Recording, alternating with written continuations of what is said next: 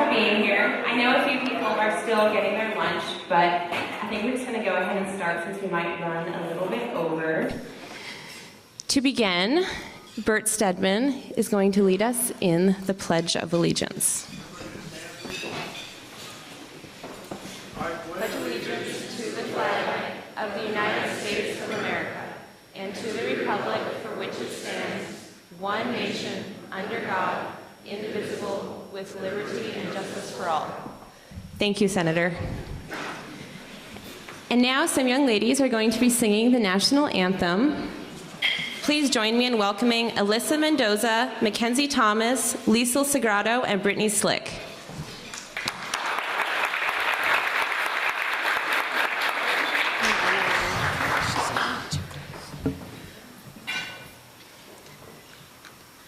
Oh, say, can you see by the dawn's early light what so proudly we hailed at the twilight's last gleaming, whose broad stripes and bright stars through the perilous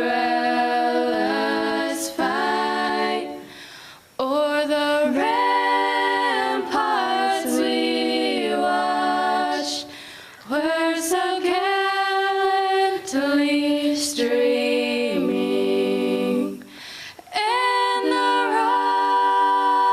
rockets' red glare, the bombs bursting in air, gave proof through the night that our flag was still there. Oh, say, does that star-spangled banner yet wave o'er the land of the free and the home of the brave?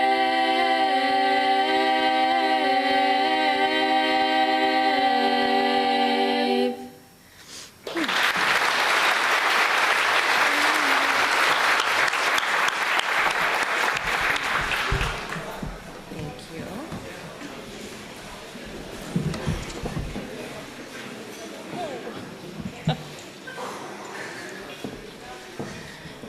My name is Chelsea, and I'm with the Greater Ketchikan Chamber of Commerce, and we are so happy that both of the Rotary clubs here locally invited us to attend this lunch and put it on with you. So thank you to both of the Rotary clubs. I have a few quick chamber announcements to make while everyone's still getting settled. I sent out an email regarding Military Appreciation Day and also Enchanted Forest. So if you're a business owner and you'd like to offer a discount for military personnel with military ID on November 9th, the Saturday before Veterans Day, just shoot me an email or give me a call, and I'll be passing along that info to the Coast Guard base and the National Guard, and several of the media outlets have agreed to advertise that as well. And of course, for the Enchanted Forest, I'm thinking ahead to that as best I can. We have 6 Christmas trees already set aside, so if you're a business and wants to decorate a Christmas tree to be auctioned off, get in touch with me. Those are all the chamber announcements I have for now, and we have 2 special announcements in the room. First, I'd like to call on Linda Adams with an announcement that I think is very important. Linda.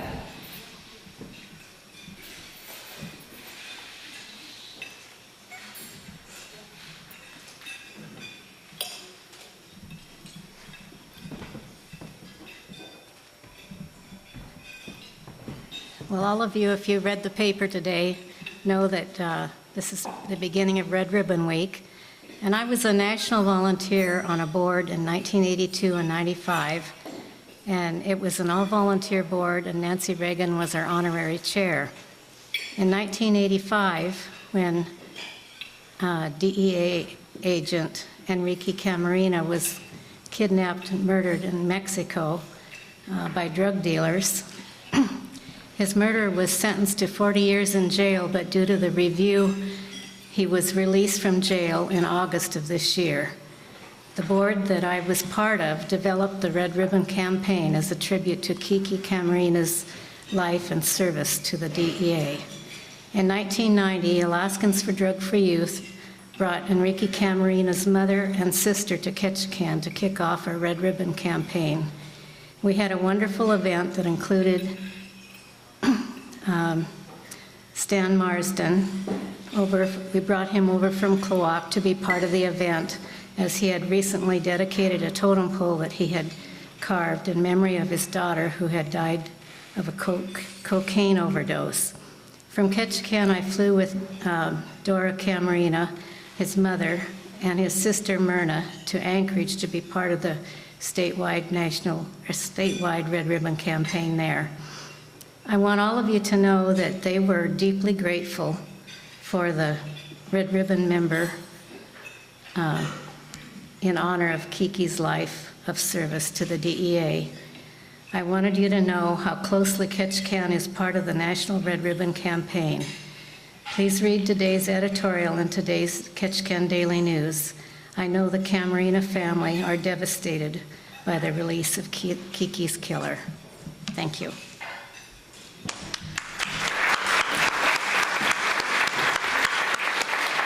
Thank you, Linda. And now we have a special Rotary Top Chef announcement. Chris Taylor and Steve Rydeen.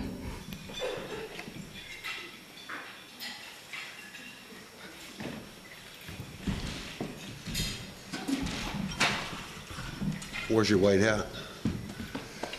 Rosie Rappel, First City Rotary President, would you come up, please?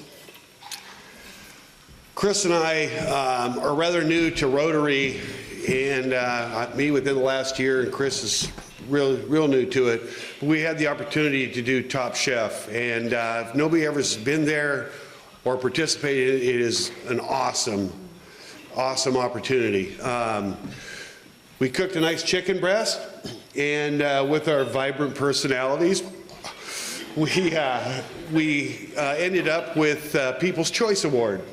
And that People's Choice Award goes to our charity, which is the Rotary House, which is a condominium in the Mary Frances that's set up for maternal emergencies or people that come in from out of town with pregnancy problems or OB kind of things. That they need a place to stay for cheap, and that's what Rotary does. We give back to the community. We were fortunate enough to raise $717, which I understand is the most that anybody's raised for People's Choice. I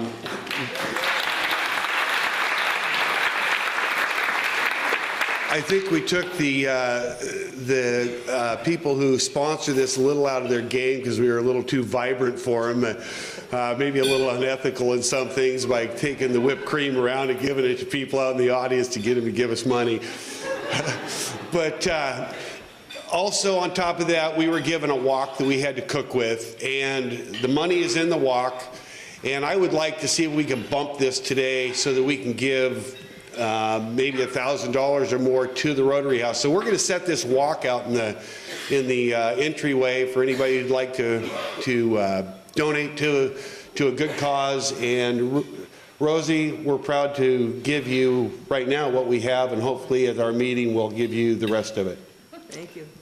Yeah, thank you on behalf of Rotary International, because maternal health is one of our areas of focus. So this was just perfect for their charity. So thank you very much, you guys, for going on.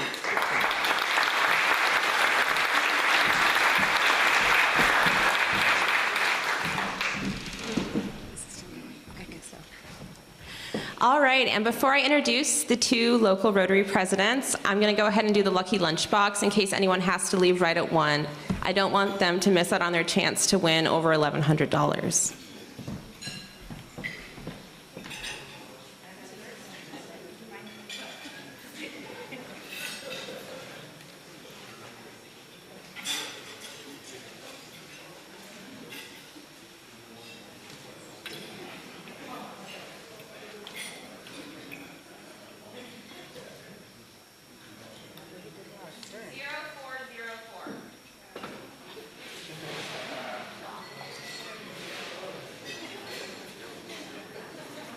I got it.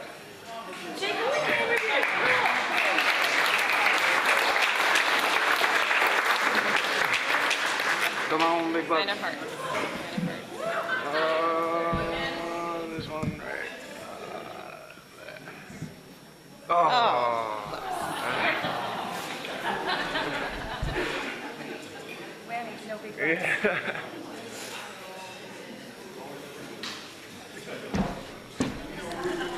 Next time, Jake.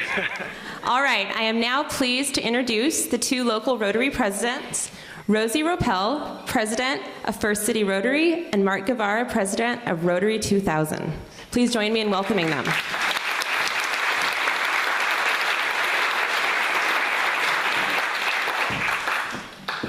Thank you, Chelsea.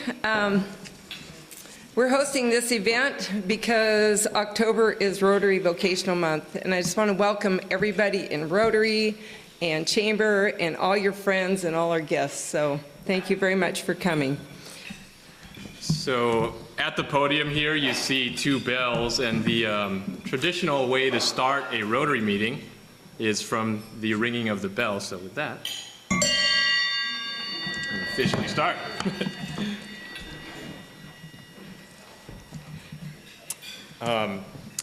Rotary lives by a saying called the four-way test, and Rotarians use the four-way test in the things we think, say, or do. So repeat after me. Is it the truth? Is it the truth? Is it fair to all concerned? Is it fair to all concerned? Will it build goodwill and better friendship?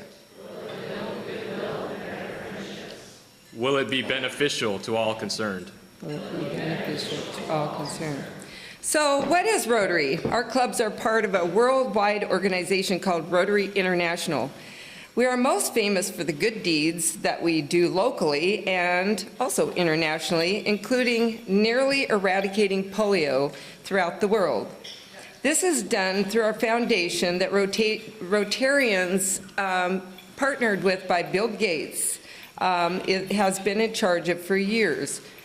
We started out with around 127 countries with polio, and now we are down left to 3, Afghanistan, Nigeria, and Pakistan.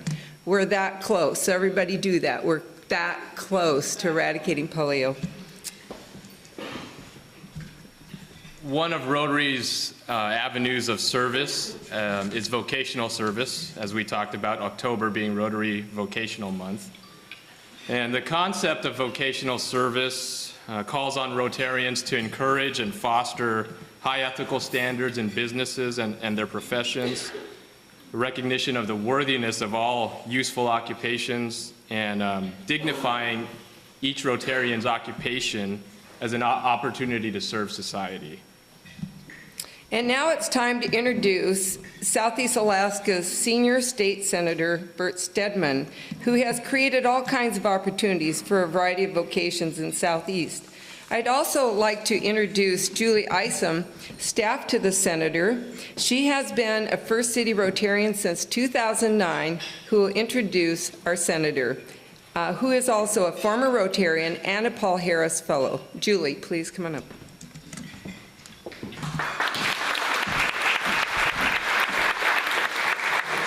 Thank you. Our speaker today served 6 years on the Senate Finance Committee, and it's a very powerful committee for the legislature. He was co-chair for a historical 6 years. You don't have to look far in Ketchikan to actually see the benefit that we here locally have received from him being co-chair on Senate Finance.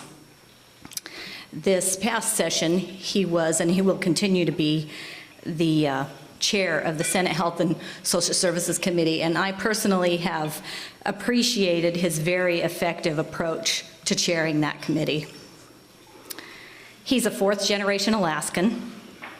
He has a wife, Lorene, a daughter, Susie, and a dog, Coho. He founded Pioneer Capital Management in 1986, and the business is still very active today, so he knows what it takes to be a successful business leader. I've had the unique privilege of working for him for over 6 years, and his practical, sound advice never ceases to amaze me. Just this morning, we were having a very serious conversation, and he was explaining to me the financial benefit of investing in doggy chew toys. So would you please help me give Senator Stedman a warm welcome?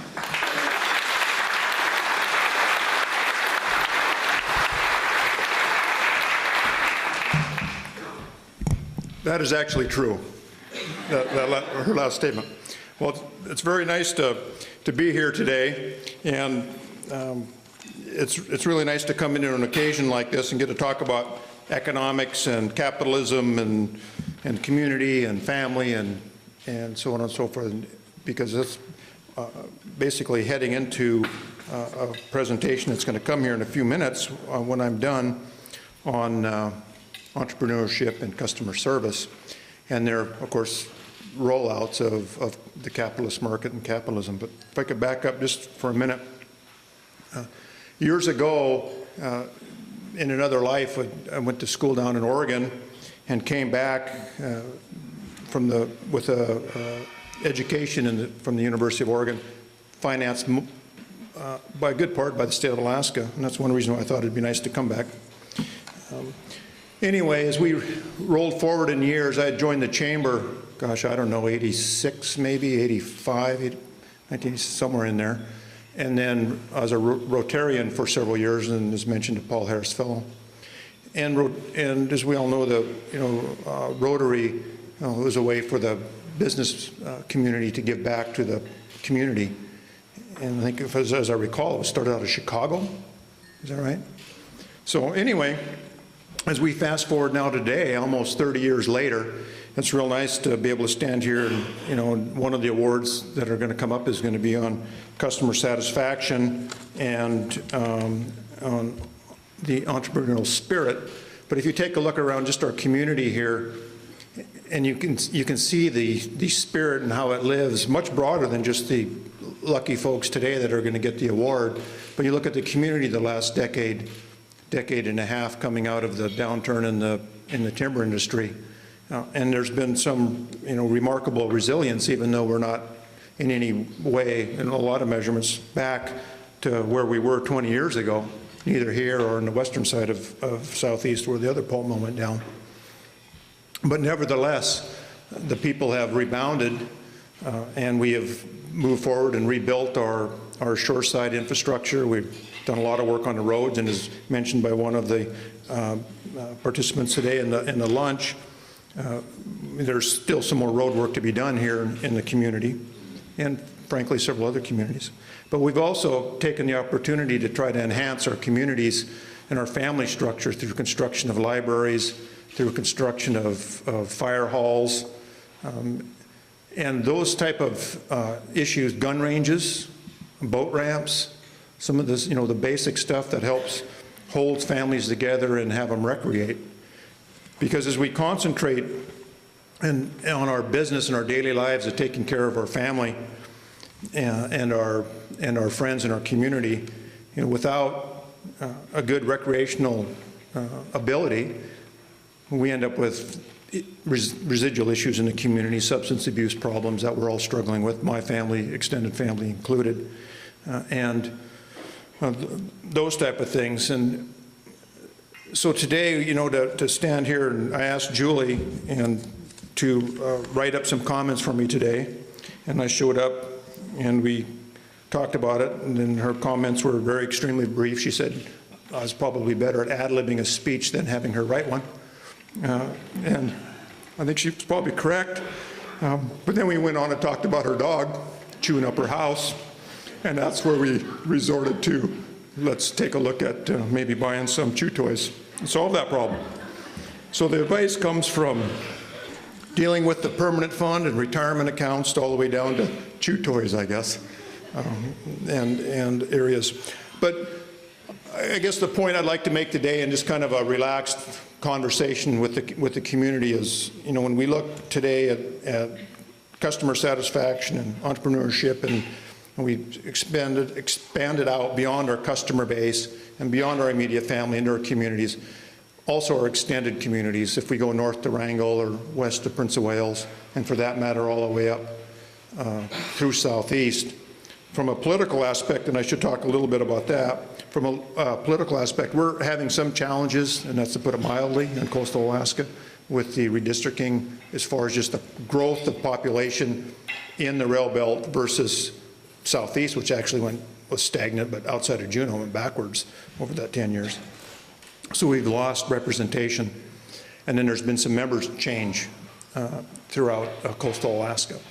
So it's put coastal Alaska and basically all rural Alaska in a difficult political position as far as just mustering the votes and to deal with, as mentioned in the press the last couple of days, for instance, a piece of legislation that may be beneficial to the larger communities dealing with some health care issues that will most likely be detrimental to all of our communities and actually cost the borough and city hall a substantial amount of funds, and which will roll back to the taxpayer, property taxpayer mainly, because we can only push so much onto the sales tax visitors area.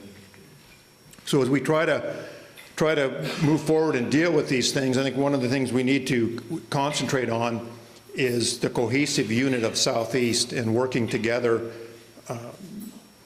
with Wrangell, with Petersburg, even with Juneau, even though politically they're a little bit of an anomaly in Southeast. And then, west to Sitka and the smaller communities. Because if we don't stick together, we're not going to keep the momentum that we built up the last decade moving.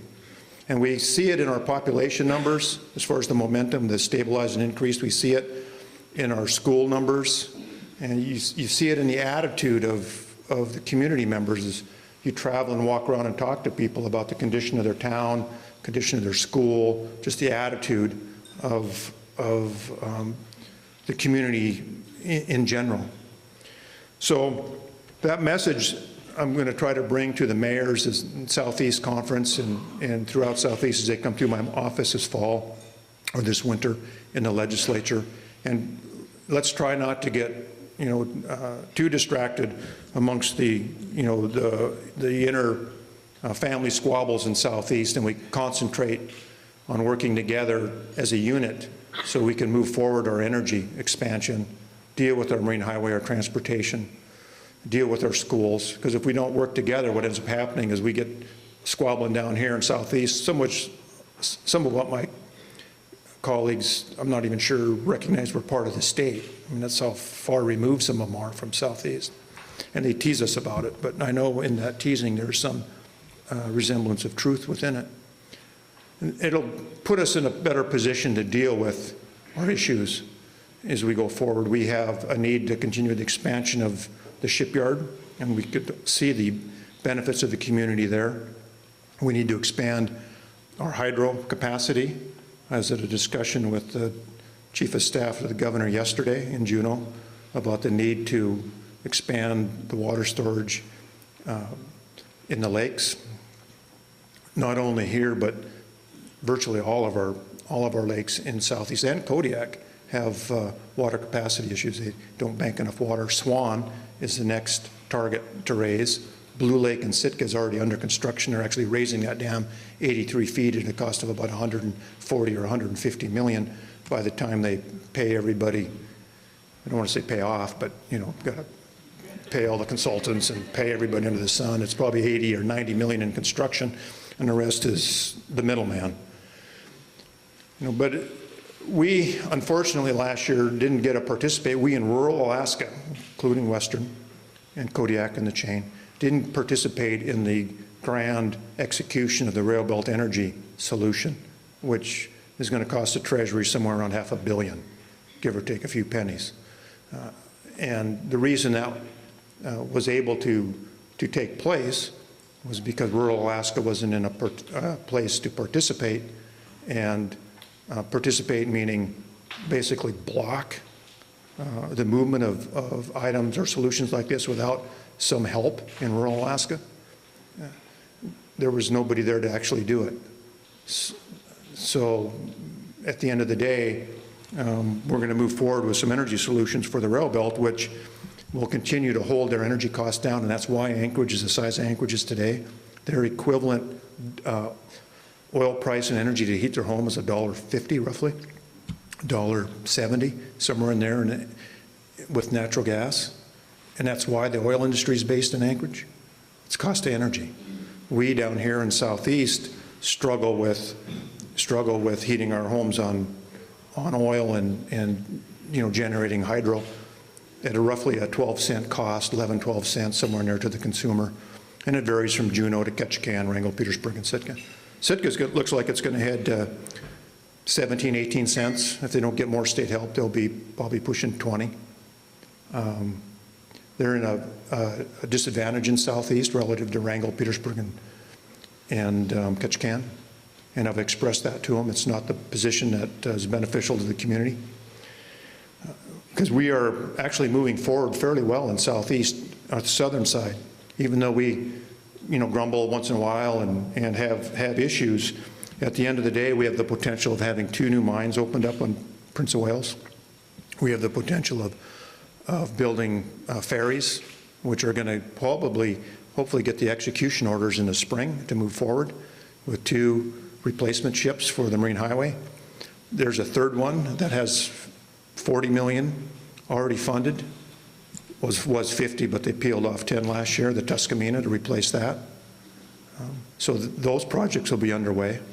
I don't know the capacity of the shipyard, but I'm sure if they could build 2 not fast ferries, God forbid we have that again, but build 2 Alaska class, they can certainly tackle the third one. And I'm confident of that, and I'm going to have some conversations with DOT about that. There's no reason why we can't do that. And if we have to accelerate, and I've asked the shipyard to give me a list of the finished concept in dollars that we need to put in place, and if we need to, in my opinion, the state step up and get it built out, the sooner the better. And we can have those ships underway. It's been in the press numerous days or numerous months about the fiasco with the Tuscamina. Bad wells, bad workmanship, wrong size plates. To sink tens of thousands of dollars, actually hundreds of thousands of dollars, into those old ships is not good business practice. And you wouldn't get the entrepreneurial award of the year if you made decisions like that. And I doubt very much if you'd get customer service award of the year, because the customers would probably want a newer boat with newer amenities. So we've got a little disconnect here to work on. But we're going to move forward and push for those areas, and we're going to continue to express our need for hydro expansion, energy expansion in Southeast. And I just want to make a couple other quick comments, because there's some things that are, a couple things out there that I think it'd be nice for everybody to be aware of. We are, as we all know, right next door to BC. And Alberta has a vast quantity of oil they can't get out of Alberta. They've got oil reserves roughly the size of Saudi Arabia. They've no way they can ship it south by pipeline with their expansion they want to go. They want to go up to about 5 million barrels a day, which is 2.5 times their maximum capacity at TAPS in its heyday. And they're opening up vast gas reserves. And they're going to get it to the coast, one way or the other. It's going east, going west, going south, or going to go north. But they're going to get to Tidewater. They don't have any choice, and they're losing billions a year as they're hemmed in. Well, we have the opportunity then in Southeast to look forward to trying to bring in LNG, liquefied natural gas, and or compressed gas to run turbines or other energy generation items, also possibly some of our home heating. So that's in the works, and it's probably a few years out. There's firms that are meeting with communities. One target was Ketchikan, and another one is Dutch Harbor. The prize target for that scenario of shipping is actually Fairbanks, but there's some political issues there. Because they could ship it to Fairbanks and truck it cheaper than we can build a little gas line down to Fairbanks and deliver it. But that's another subject for another day. But that is in the works. So not only are we going to be pushing for hydro expansion, we're going to be looking for access to natural gas for coastal Alaska. The other item I want to touch bases on a little bit, I don't want to get too far into the political stuff because You know, we're here on talking about benefits of capitalism and how it makes a nicer community, and when you boil it down to individuals, we're going to have a couple that are going to get some awards. But we individually, and collectively, I should say, collectively, own one of the richest hydrocarbon bases on the planet, sitting in Prudhoe and Kuparuk, of which we're looking at getting our natural gas to Tidewater. And the big three, Exxon, BP, and Conoco, announced their targeted location is probably around Nikiski, Cook Inlet, and they're moving forward. I have thought for the last several years we've got a very good chance of having an LNG export line. Project is about $50 to $60 billion. And I think at the end of the day, we have the best chance ever to have that. You don't take your gas off when you open up the oil basin until such time as you depressurize your oil field, because you're going to lose billions of dollars in oil in the ground. And now it's time to go after our gas. Point Thompson is a gas field. Exxon is interested in our gas, not so much our oil.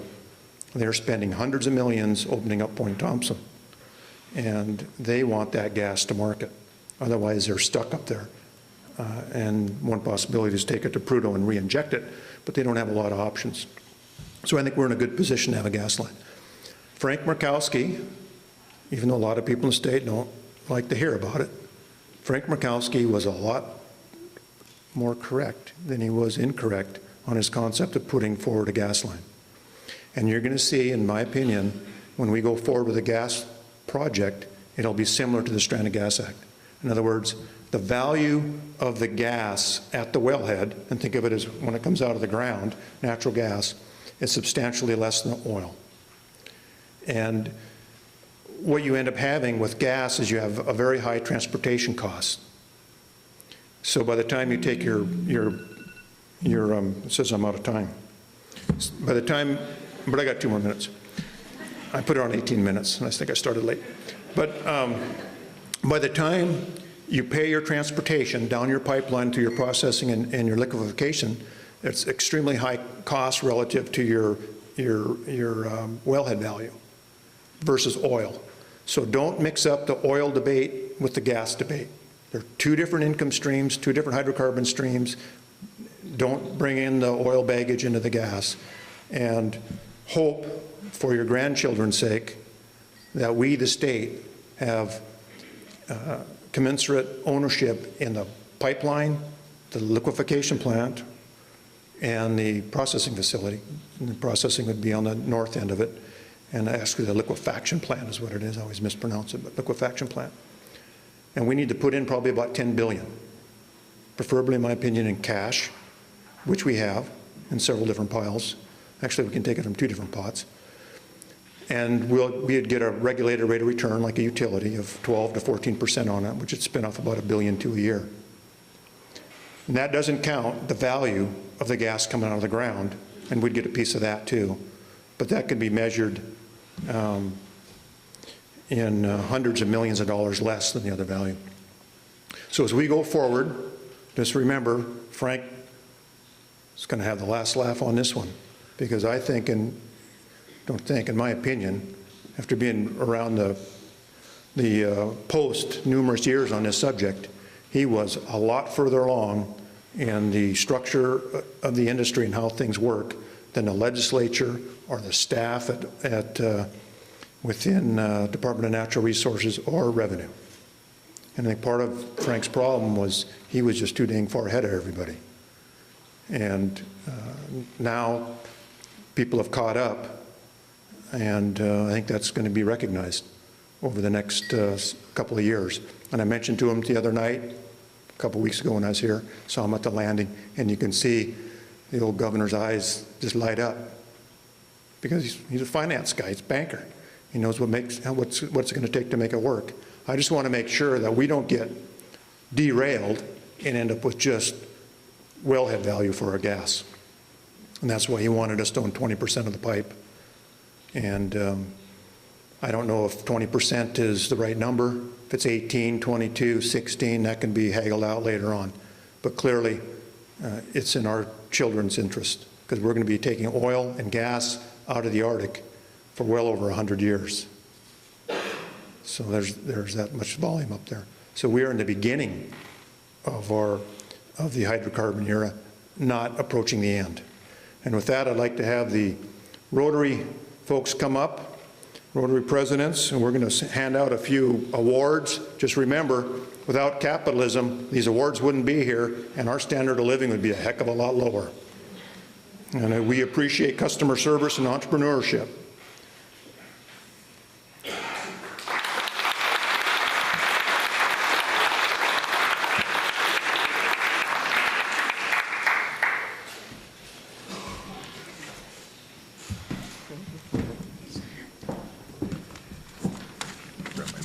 Read my speech.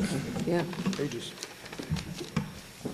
Okay, so there have been nominations for many great candidates for these vocational awards, and we do have 2 awards to give out today.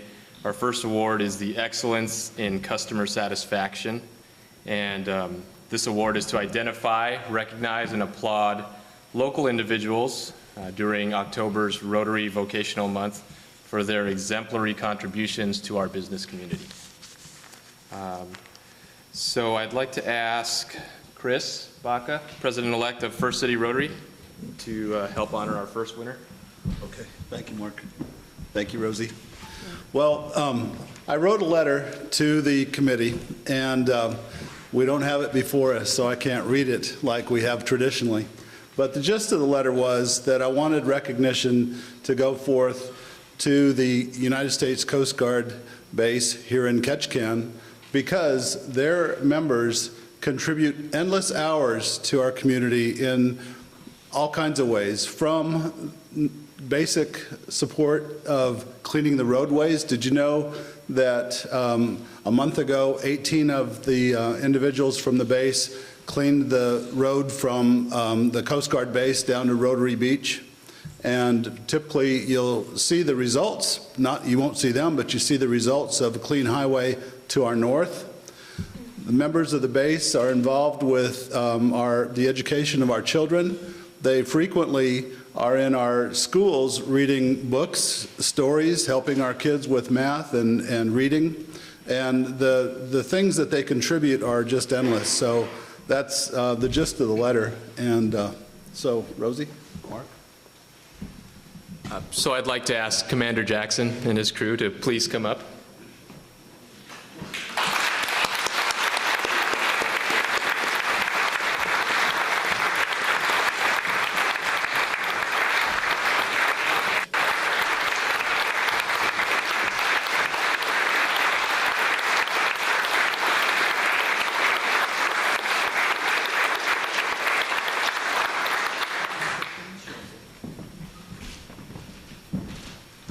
First of all, I just want to thank everybody, and what a great opportunity it is for us to live here in this great community and to partner with the community. But also, just make sure that you're aware when you think about Coast Guard Base Ketchikan, there's more to Base Ketchikan than just the base. We have 5 co-located units that are here, that work with us and are a big partner with everything that we do within the community. Lieutenant Westcott, who's the commanding officer of Coast Guard Cutter Nashon, is here. Senior Chief Kevin Smith and Chris Taylor from Station Juneau. Coast Guard Cutter Chandelier, their crew couldn't be here today, they're underway.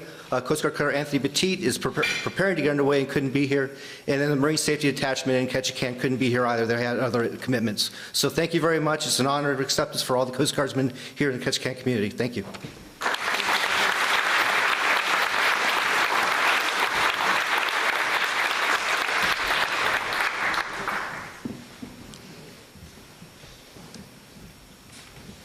Our next award is for Excellence in Entrepreneurism. Will Heather Munch of the Humane Society please step forward to honor our winner?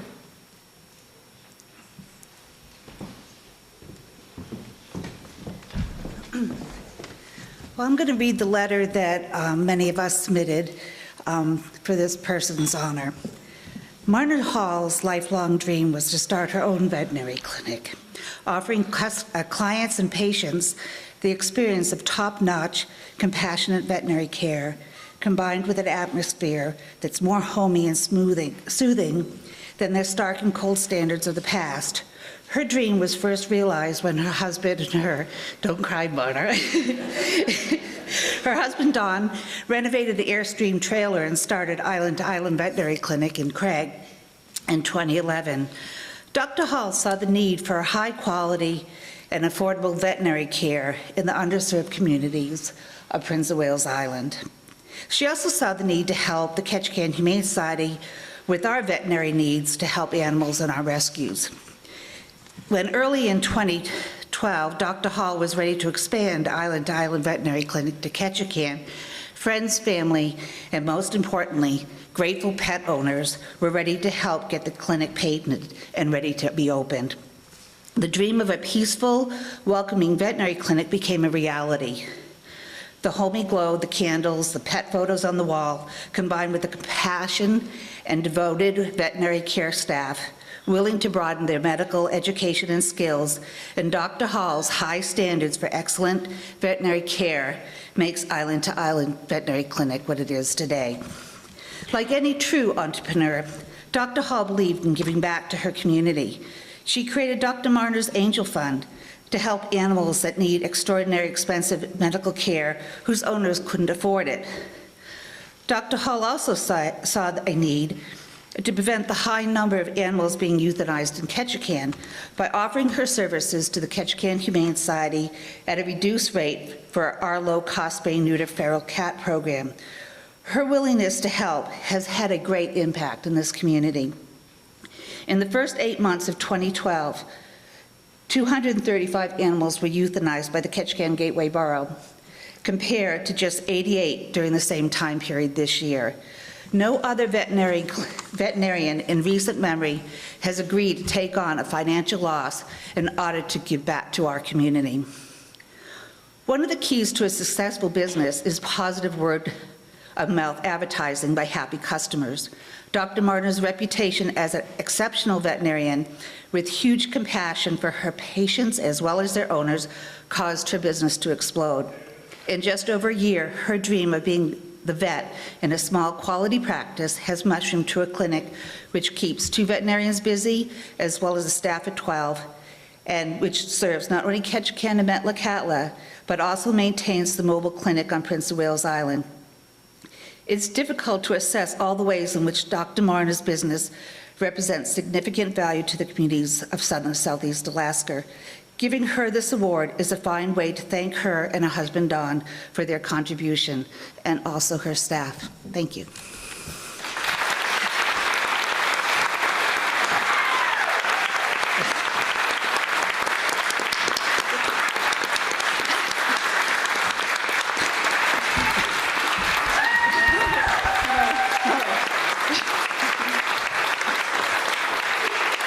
My staff is in so much trouble right now.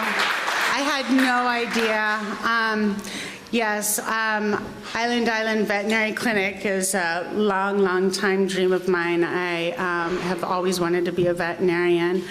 I wish my husband was here. That's the part that makes me sad, because without him, he is dealing with, a 40-plus-year-old lady who's premenopausal, who decided to take on 12 women and start a veterinary clinic. That man needs an award.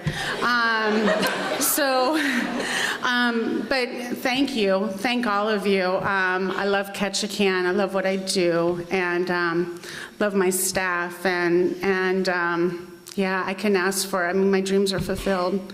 Thank you.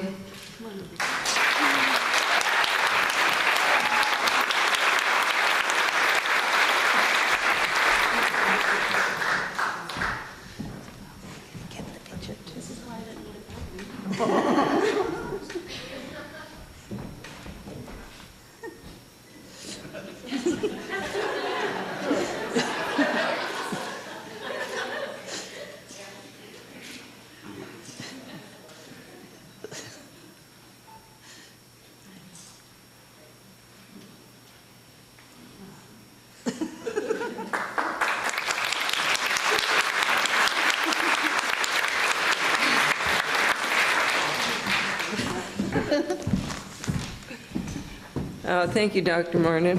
I had to cancel my dog's appointment, so she... Otherwise, she was going to stay there and operate, and I was going, Oh, okay, let's see here. So could we have, Diane Gubitayo and Michelle and Kathy Gecker please come up here? You know, New Generations is a part of Rotary International, and we embrace this. Both of our clubs here in Ketchikan embrace this. And we have a staff of people. Sina Gubitayo has been doing both the Interact for our club and the Youth Exchange. And she's turned that over this year. She's done a fabulous job, and Michelle picked up on it. And then we've got Diane and Kathy who stepped in, and I'm kind of in the background. But come on up and talk, Diane. Talk about what's going on with Rotary Interact, please. She didn't know she was supposed to have to do this, but. Thank you. I'll be very brief. I'd like to honor all of the Interact students. Yeah, come on here and join us. These are a really awesome group of young people.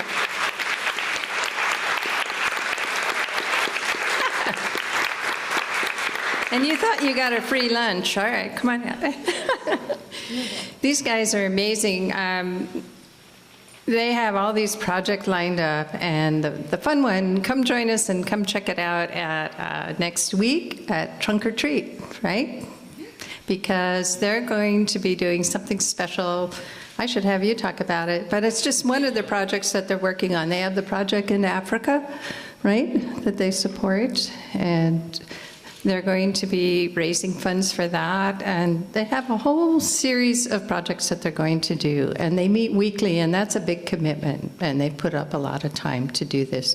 So I'm really proud of them and proud to be working with them and very blessed to be in their company. Thank you. So they actually have a lot more members in the Interact Club because this is just their executive board, and the executive board came. So, and now we're going to have group pictures afterwards. But so would you and Christine Newbill please come up? We have also our youth exchange program, and these are our two new youth exchange officers. So we're very pleased to have our Rotary Youth Exchange students with us. Lisa, oh, okay, I thought Lisa left. And so Frederick from Denmark, Luigi from Italy, Holly, who just got back from Ecuador, and Lisa, who just got back from Brazil. And we are in full exchange mode right now. We will be picking our new outbound Rotary Youth Exchange students on October 28th. Yep. Right. So thanks for giving your support to all of our youth, our younger, soon-to-be Rotarians. So that was Michelle O'Brien and Chris Newbill, both from each of our clubs. And one other thing that we're going to have some pictures here. So do you guys want to sit down, please? And, yeah. Okay. Okay, we would like to thank a lot of people. I'd like to start with Michelle O'Brien. Thank her for coming up with the vocational awards. And she is our chair for this project, and so we want to thank everybody for coming and being part of that.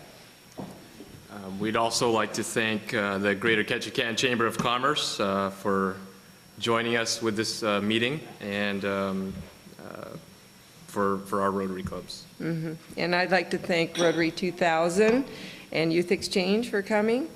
Thank you to First City Rotary. And Bert Stedman and Julie.